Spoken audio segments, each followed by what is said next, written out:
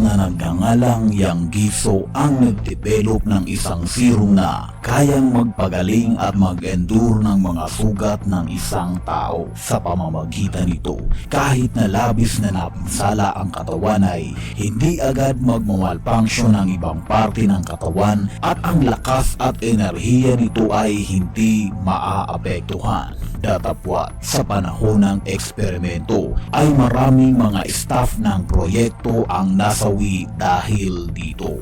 Nasa ulit na ng tagumpay ang doktor nang i-raid ng mga militar ang laboratorio at nagmamadaling kinuha ni Yang Giso ang serum at agad itong itinurok sa sarili. Pinakiusapan siya ng babae na sumuko na ito, ngunit ipinaliwanag ng doktor na nagtagumpay na siya. Ang katunayan ay ginamit niya ito mismo at siya ang buhay na patunay na gumagana ito.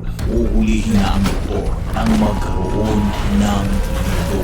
Sa kanilang pagtingin sa labas ay nakita nila ang napakalakas na pagyanig ng lupa na nagpapabagsak sa mga malalaking establishmento. Ang panahon ay dumating na ang Maraming salamat kaibigan sa patuloy na pagtangkilik at pagsuporta sa ating channel na Tagalog Pinoy Movie Recap. Ang titulo ng pelikula ay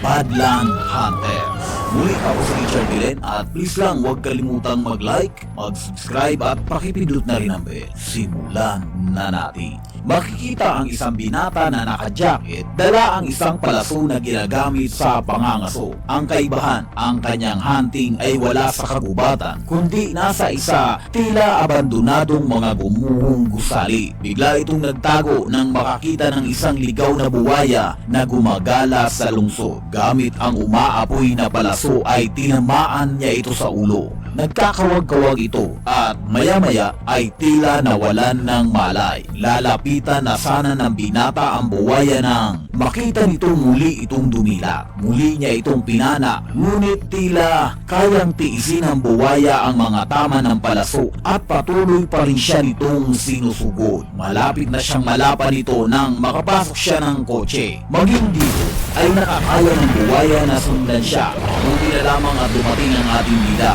at gamit ang lakas nito ay hinila nito ang buwaya.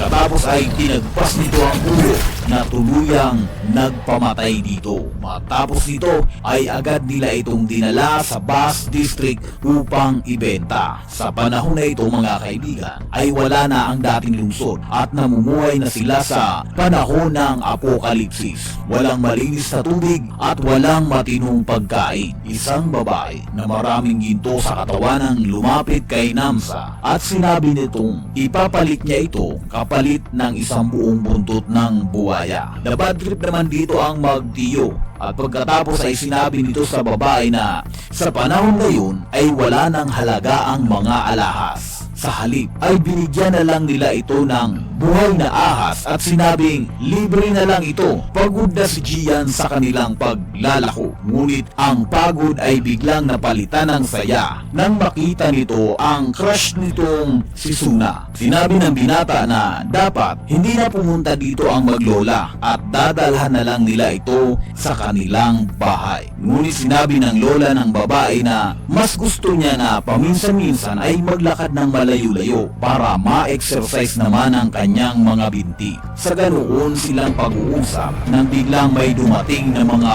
barbaro. Sinabi nito na sila ay mga alagad ng batas at mayroon silang hinahanap na tao. Mapapansin na kung sino-sino lang ang itinuturo nito, maging nga yung may babaeng may gusto kay Namsa ay itinuro nito at pilit ipinapasama sa kanila. Isang lalaki ang nagpumiglas na sumama.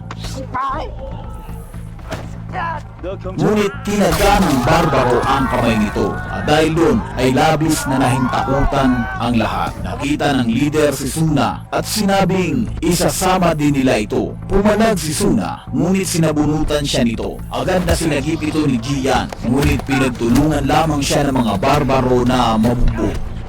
kalmadong lumapit si Namsa at sinaway ang mga umaatake sa pamangkin. Nang sinubukan siyang atakihin ng mga barbaro, ay saglitan niya lang itong pinatumba isa-isa. Malapit niya nang putulin ang ulo ng leader ng barbaro, ngunit ipinagtapat nito na napag-utusan lamang siya ng kanilang tunay na pinuno na may pangalang Tiger. Nakita nito ang dalang malinis na tubig ng lalaki at tinanong ito kung saan niya ito nakuha. Sinabi nitong isinusuplay lang ito sa kanila ng kanilang pinuno. Sinabi ng ating bida na sabihin sa kanilang pinuno na si Tiger na wag na muling magpadala dito ng mga barbaro, kung di ay di na siya magpipigil sa susunod. Nang malaman ng mga barbaro ang pangalan ni Namsa, ay natakot ang mga ito na tila kilala nila ang pangalang iyon. Lahat sila ay takot na tumakbo palayo. Sumunod na araw, habang pauwi sila sa kanilang bahay, ay nakita nilang may mga estranghero na kumakausap sa maglola. Nabahala ang dalawa na baka muling hinaharas sina Suna at ang lola nito. Ngunit ipinaliwanag ng mga ito na mabait ang mga bisita at sinabing galing ito sa gobyerno at inaalok silang maglola na maging bahagi ng pribadong komunidad. Isa itong oportunidad sa maglola na manirahan sa lugar na may maayos na tubig at pagkain. Kung kaya, agaran din silang pumayag. Ang paglalakbay nila patungo sa syudad ng mga piling tao ay inabot ng gabi. Sa kalagitnaan ng kanilang paglalakbay ay nakaramdam ng pagkahapo ang lola ni Suna. Inutusan ng babaeng leader na iseparate ang matanda kasama ng isa pang matandang lalaki. Nag-aalala naman si Suna, ngunit sinabi ng leader na dadalhin lang ang lola ni Suna sa isang medical facility. Kasama ang dalawang sundalo ay dinala ang dalawang matanda sa isang bangin. Itinulak ng sundalo ang matandang lalaki at binaril naman sa mukha ang lola ni Suna. Nagkataon na sa pag-aalala ay sinundan ni Gian at Namsa ang mga recruiter at saktong nakita nila ang pagbaril ng sundalo sa matanda, kung kaya agad din nila itong inatake. Dahil sa may espesyal na abilidad ang mga sundalo ay nahirapan ng magtiyo sa pakikipaglaban.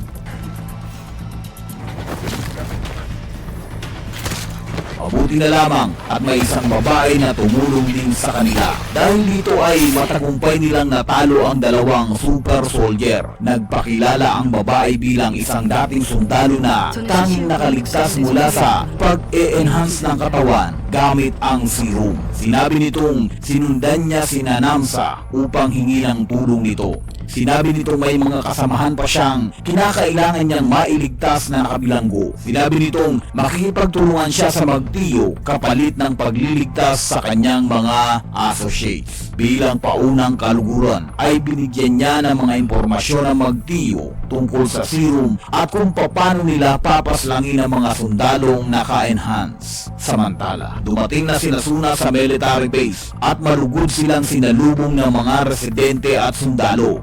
Ini-introduce din nila si Dr. Yang Gisu at sinabing ito ang kanilang hero sa lugar na iyon, na kung ano man ang kasaganaang matatamo nila mula sa lugar na ito, ang lahat ay dahil sa pagmamahal at pagmamalasakit sa kanila ng doktor. Masaya ang lahat bukod kay Suna, na hanggang ngayon ay iniintay pa rin ang pagdating ng kanyang lola. Isiniseparate ng mga sundalo ang mga magulang at ang mga anak nila. Ang mga bata ay dinadala sa 8th floor at ginagawang mga estudyante. Samantalang ang mga magulang naman ay ginawang mga workers sa basement. Samantala sa Espalan, makikita ang leader ng mga barbaro na si Tiger na nag-i-enjoy habang pinagsasabong ang mga captured nitong mga lalaki. Ang dalawang grupo ng barbaro ay nahahati sa dalawa. Isa na pinamumunuan ni Tiger at ang isa ay pinamumuno ni Pungi.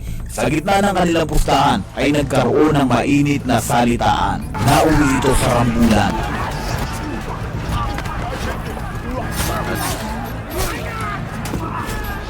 At saktong pagdating naman ni Namsa, ang dalawang grupo ay nagkasundo na paslangin ang tatlo nating bida. Ngunit dahil sa galing ng pakikipaglaban ng tatlo ay walang kahirap-hirap nilang nagapi ang mga ito.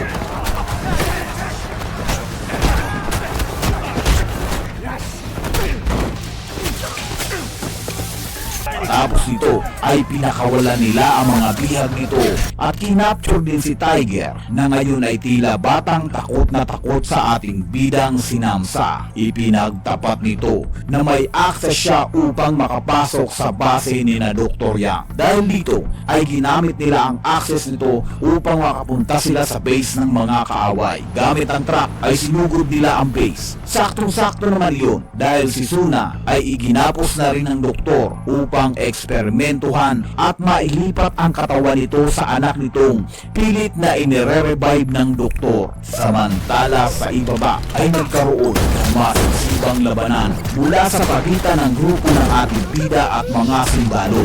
Si Tiger, sa kabila ng pagiging barumbado nito, ay makikitang takot na takot ito. Dahil dito, agad na inalarma ng mga tauhan ng doktor ang kanilang bayani. Sinabi nitong sinusugod sila at mukhang mga kaibigan nito ni Suna upang wag nang maulit-ulit ang pagkaantala sa mga plano ng doktor, ay agad ditong sinimulan ang paglilipat ng dugo ni Suna at gawing serum. Sa kabutihang palad, ang proseso ng paglipat ay hindi naging matagumpay dahil hindi pala iniinom ni Suna ang mga tubig na ibinibigay sa kanya sa pasimula pa lang ng kanilang pagdating. Dahil maging sa una pa lang ay nagdududa na agad ang dalaga sa mga nagaganap sa facility. Sa basement ay nakita ni na Sergeant Lee ang kanyang mga subordinates. Sa kasamaang palad ay hindi na ito mga normal na tao, mga sundalong nag-evolve na ito at wala na sa tamang kamalayan. Nahirapan naman sina Gian at Namsa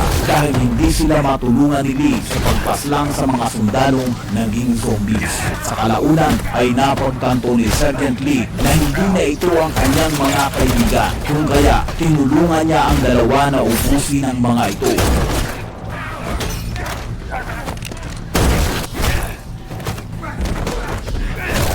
Matapos nilang magapi ang lahat ng sundalo, ay nakatanggap ng tawag mula sa basement sina Namsa. Inalok sila ng doktor na hahayaan silang makalabas ng buhay sa gusali kung magdidesisyon silang umalis na. Sinagot ito ni Namsa na kung hahayaan nilang isama nila si Suna ay papayag silang i-abort ang misyon. Hindi pumayag ang doktor kung kaya nagpatuloy ang ating kupunan. Inutusan ni Dr. Yang ang kanyang pinakamalakas na sundalo na si Sergeant Kwon na tapusin ang tatlo. Inutusan nito ang mga sundalo na i-ambush ang tatlo, ngunit tila may galawang ex-military si Namsa na alam ang bawat galaw ng kalaban. Bago naman sila makorner ng mga ito ay pinagpapaslang ito ng ating bida. Kinuha ni Sergeant Lee at Gian ang mga armas ng sundalo at tinulungan si Namsa sa pagpuksa sa mga iba pang sundalo na pinupunterya sila.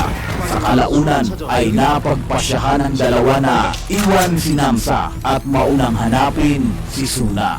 Dinaril ni Namsa ang fire extinguisher upang mabulag ang kalaban at lahat ito ay pinagbabaril ng ating bida. Samantala, sa itaas ay magkatulong na pinapaputukan ni Lee at Gian ang bawat sundalo na makasalubong nila. Subalit, sa sobrang dami nito ay inutusan ni Sergeant Lee na mauna na si Gian at papabagalin niya ang mga humahabol dito. Tulad nga ng sinabi ng sarhento ay mala James Bond na galawan ang ipinakita nito hanggang sa maubos ang lahat ng humahabol sa lalaki. Datapwat, ang lahat ay hindi pa dito nagtatapos. Muling nagkaharap ang dating magkaibigan at partner na si Sergeant Lee at Sergeant Kwon. Sa kanilang paglalaban ay naging dihado si Lee dahil na rin ito sa epekto ng serum sa katawan ni Kwon. Kung kaya ang sarhento ay nagkaroon ng isang lakas ng super soldier. Nagkaroon ng pagkakataon si Lee na makakuha ng kutsilyo. Itinarak niya ito sa mata ng kaibigan. Ngunit tila nakapagtataka, si Kwon ay hindi man lang nakaramdam ng sakit. Ang kanyang paningin sa kabila ng pagkakatusok ng mata ay buo pa rin at malinaw na nakikita ang babae. Ipinakita nito sa kaibigan ang epekto ng pagsunod sa doktor. Hinikayat niya pa nga ito na sumuko na lang at sumapi sa kanilang grupo. Ngunit tumanggi si Lee at muli ay nagpatuloy sa pag-atake. Ngayon, ang galawang ipinapakita ni Sergeant ay katulad kay Black Widow. Napakaastig ng kanyang mga grabeng teknik, ngunit hindi pa rin ito sapat para pabagsakin si Sergeant Kwon. Pinagtatadyakan nito ang babae, sinisipa, inuuntog sa dingding at maging sinaksak ang tagiliran nito. Pagkatapos ay itinapon niya ito mula sa 6th floor. Naging dahilan para mawalan ng malay ang babae. Samantala, matagumpay na nahanap ni Gian ang mga estudyante. Ngunit wala dito si Suna. Nakita niya ang mga estudyante na tila wala sa kanilang mga sarili. Nakita niya rin ang guro ng mga ito na nagtatago sa ilalim. Pinagbantaan niya itong babarilin kung hindi niya ituturo ang kinaroroonan ni Suna. Itinuro naman ito ang laboratorio ni Dr. Yang at sinamahan pa ito doon. Si Namsa ay nakaharap na ngayon si Sergeant Kwon dahil si Namsa ay may pambihirang lakas at abilidad kahit na hindi ito nagtuturok ng serum, kung kaya nakakasabay siya sa pakikipaglaban mula sa super soldier. Tulad nili ay nasaksak din si Namsa ng patalim ni Kwon. Ngunit hindi ito naging hadlang upang manghina ang ating bida. Matagumpay niya pa rin itong nabubugbog at napapabagsak sa kabila ng kanyang tama. Nagawa niyang itapon ito palabas. Ngunit nakakapit pa rin ito ng mahigpit sa kanya. Nakita niyang may mga natitira pa rin bubog mula sa pagkakabasag ng salamin. Kung kaya ginamit niya ito upang pigtasin ang ulo ng sundalo. Si Gia naman ay matagumpay na nakarating sa laboratorio. Ngunit nakalaban niya dito ang isa pang babaeng super soldier. At dahil sa pambihira nitong lakas at abilidad ay walang kalaban-laban si Gia. Mabuti na lamang at dumating sa tamang oras si Namsa. Nabaril nito ang babaeng teacher. Inatake naman siya ng super soldier, ngunit gamit ang caliber 45 ay binaril niya lang ito sa ulo. Samantala, nangihingi ng tulong ang teacher sa doktor. Nakikiusap ito na isama siya sa pagtakas na gagawin nito. Ngunit sinabi ng doktor na mamamatay na lang din naman siya kung kaya iiwanan niya na lang ito. Kumuha ng granada ang doktor at itinapon ito sa kwarto.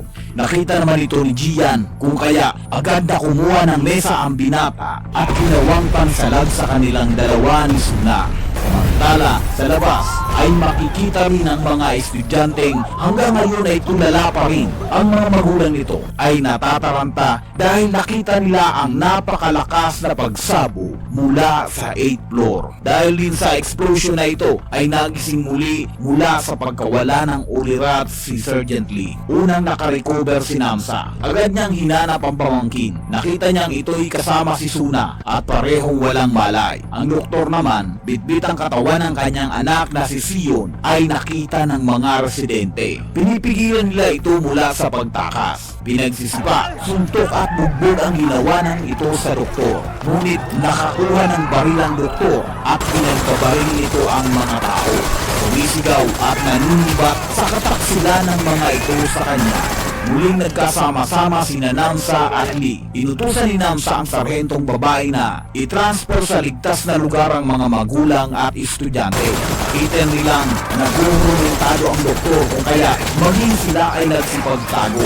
Nang matigil sa pagpapaputok ang doktor ay tsaka niya lang napagtanto na maging ang katawan ni Sion ay nabaril niya. Napatay nito nang tuluyan ang katawan na pinaghirapan niyang i-revive. Dahil sa panunumo ay nawalan na ito ng gana na mabuhay. Nilapitan ito ni Namsa, itinutok ang baril sa ulo at pinatay ang doktor. Maraming salamat kaibigan sa patuloy na pagtangkilik at pagsuporta sa ating channel na Tagalog Pinoy Movie Recap. Muli ako si Richard Bilen. Hanggang sa muli, goodbye.